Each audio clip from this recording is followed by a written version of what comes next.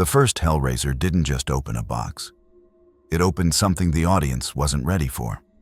Released in 1987, it brought a new kind of nightmare to life, where pain became a religion and desire had no limits.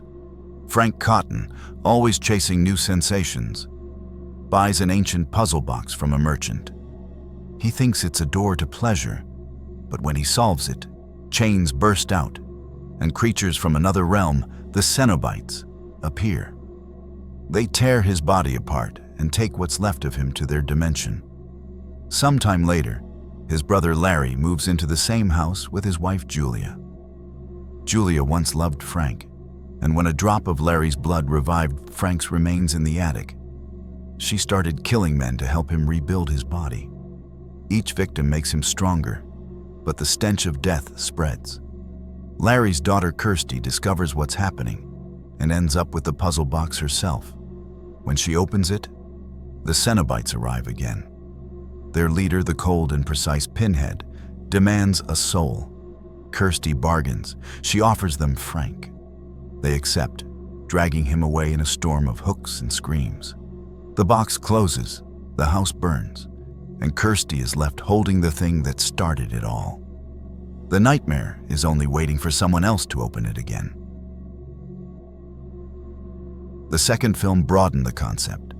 Released in 1988, Hellbound took everything from the first movie and made it bigger, bloodier, stranger, and more personal.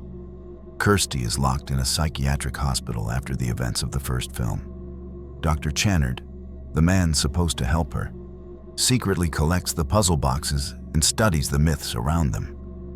When he gets the bloody mattress from the Cotton house, he uses it to summon Julia, who rises from the stains like something half-born. She manipulates Channard into opening another portal to the Cenobite dimension. Inside, Kirsty and another patient named Tiffany are dragged through corridors that twist forever. They find a massive black diamond floating in the void. Leviathan, the god that rules the labyrinth. Kirsty discovers the human memories buried in Pinhead and the other Cenobites. They were once people, victims of the same temptation that destroyed Frank. For a moment, their human side fights back against Leviathan, but the new Cenobite Channard crushes them. He becomes a walking machine, veins full of tubes and wires, spreading mutilation in every direction. Kirsty and Tiffany escape, leaving the endless maze behind them. But the door never really closes. It just waits for another hand to turn it. The third film dragged the Cenobites into modern life. Released in 1992, it traded the quiet decay of the old house for neon lights, clubs, and chaos. Pinhead, trapped in a stone pillar at the end of the last film, ends up in the possession of nightclub owner C.J.P. Monroe. Blood spills on the statue, and Pinhead awakens, hungry for freedom. He promises J.P. power in exchange for more blood. Each kill pulls Pinhead closer to being whole. Meanwhile, a reporter named Joey Summerskill investigates a series of strange deaths. She meets a young woman who saw the box in action and becomes the next link in its chain of misery. Joey learns that Pinhead's human soul, Elliot Spencer, a soldier-turned-explorer of forbidden pleasure, is trapped in limbo. Without it, Pinhead is nothing but cruelty and obsession. Joey finds herself hunted by new Cenobites born from the nightclub.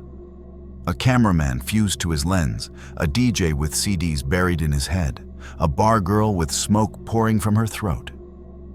In a final confrontation, Elliot's soul returns long enough to help Joey trap Pinhead back in the box.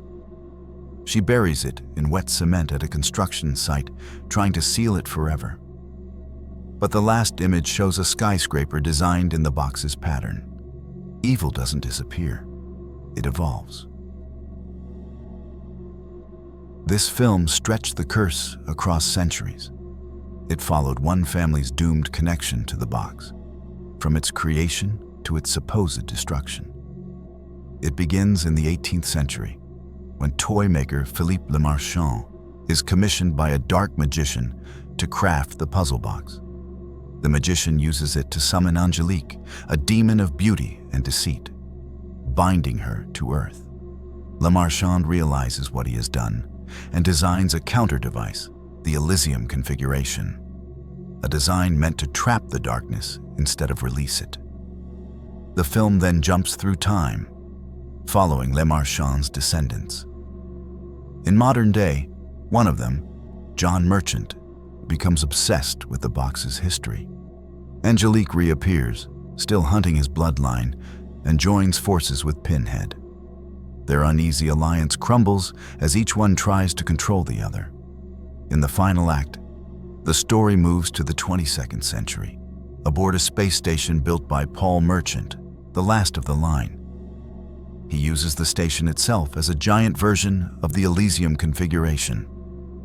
Pinhead arrives with his Cenobites, but Merchant activates the device, turning the structure into light that traps and erases them. The bloodline ends, but the box's echo never stops. Released in 2000, this one turned inward.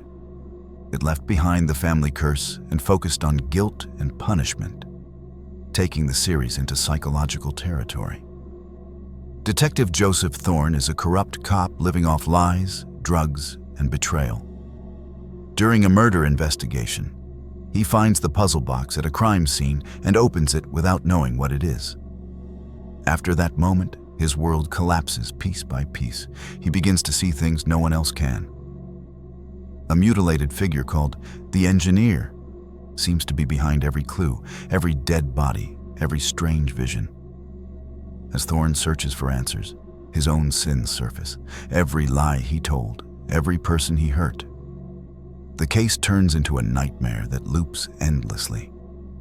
When he finally comes face to face with Pinhead, the truth hits him. The Engineer isn't real. It's a reflection of himself. Every victim, every torment, was part of his personal punishment. He's been trapped in his own judgment since he touched the box. He wakes up again at the crime scene, the same day repeating, his fate sealed. The box waits for the next sinner to take his place.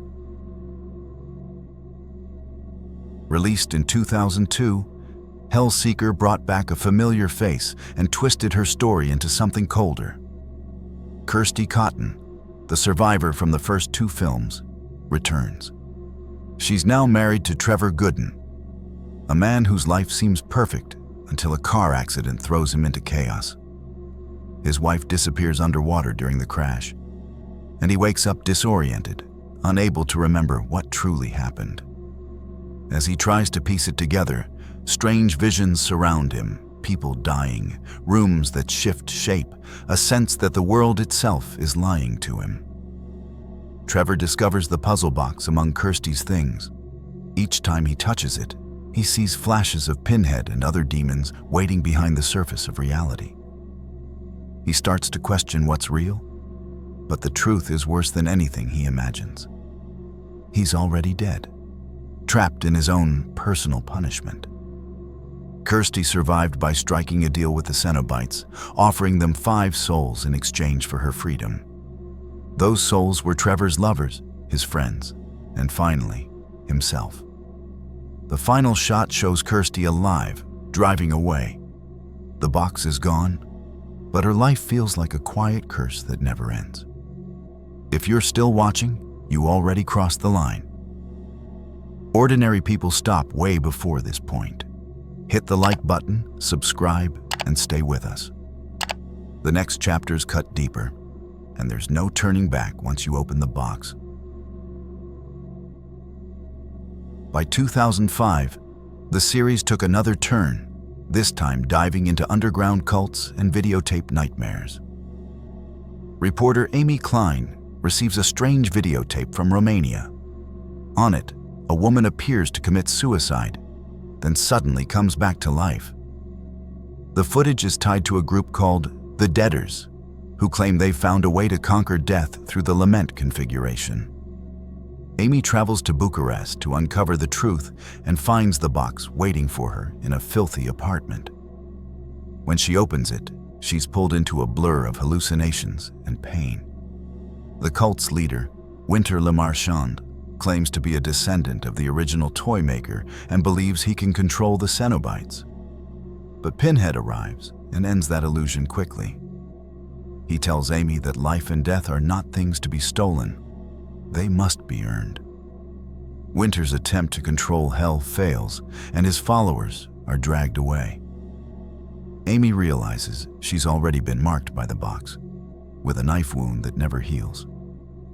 In her final act, she takes her own life to stop Pinhead from claiming her soul. The camera cuts to black, leaving only the echo of his voice in the dark. Released the same year, Hellworld pulled the franchise into early internet culture. It's messy, self-aware, and drenched in mid-2000s energy. A group of friends obsessed with a Hellraiser-themed online game are invited to an exclusive party called Hellworld. The event takes place in a Gothic mansion owned by a mysterious host, played by Lance Henriksen. The mansion is filled with puzzles, coffins, and decorations inspired by the films, except some of it isn't decoration at all. As the night goes on, the group gets separated. Each one begins to die in violent, surreal ways, buried alive, impaled, or attacked by unseen forces.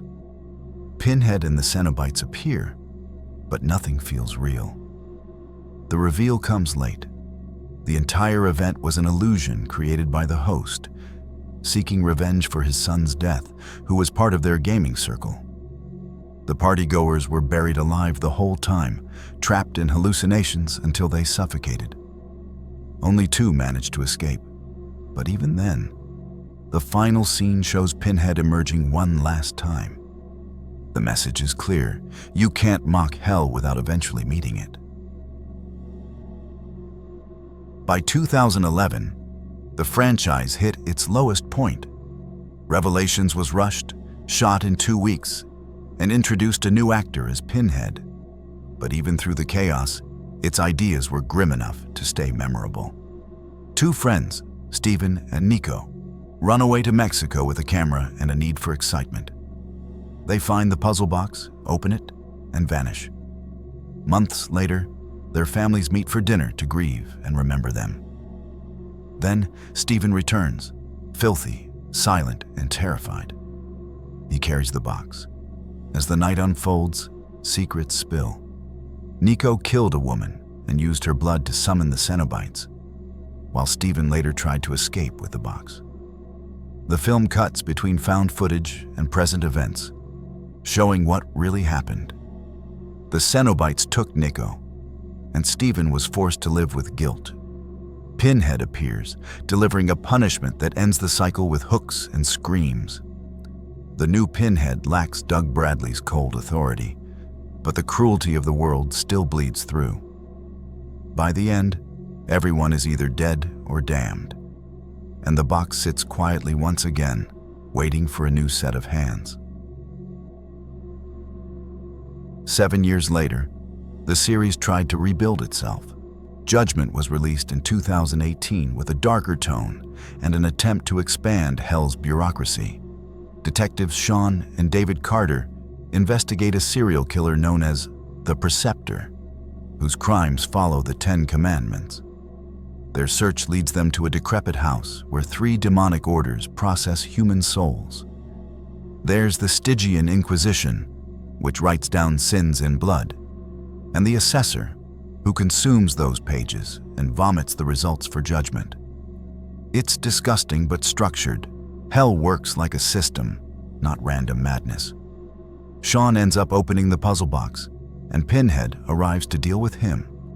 But before the chains can fly, an angel named Jophiel intervenes, claiming Sean's actions might still serve a divine plan. Pinhead doesn't accept interference. He kills Sean and defies the angel, leading to his punishment, stripped of his power and cast down to earth as a mortal. The last image shows him kneeling in a city alley, watching the sun rise for the first time. For a moment, he almost looks human again. After years of decline, the 2022 reboot pulled the franchise back into shape. Directed by David Bruckner, it reimagined the myth with a new cast and a new hell. Riley, a recovering addict, lives in a haze of bad choices and guilt. Her boyfriend lures her into stealing a mysterious box from a warehouse, promising it holds something valuable. When she solves it, her brother disappears. She soon learns that each configuration of the box represents a different kind of offering: blood for power, pain for pleasure, and sacrifice for transcendence. The Cenobites are reborn here as pale, elegant beings wrapped in their own flesh, led by a new Pinhead known as the Priest, played by Jamie Clayton. As Riley searches for answers, she learns the box belongs to a rich recluse named Voight, who once used it to summon the Cenobites and demanded a reward. They gave him endless pain instead, a device drilled into his body that never stops twisting. Riley turns the box on him in the final act, offering him to the Cenobites in exchange for her own release. Void is taken, the device ripped from him, and the priest reminds Riley that every wish comes with a cost. Riley chooses to walk away, leaving the box behind. The camera lingers on the cube, its surface smooth again, waiting for another soul to test its limits. Across 11 films, Hellraiser never tried to comfort anyone. It punished greed, lust, arrogance, and curiosity with the same precision. Each sequel twisted the puzzle box into a new shape, from family curse to addiction, from guilt to obsession. The names changed, but the rules stayed the same. You open it, you invite them. If you made it this far, you're part of the few who don't look away. Hit the like button, subscribe, and stay close, because every world this dark always finds a way back.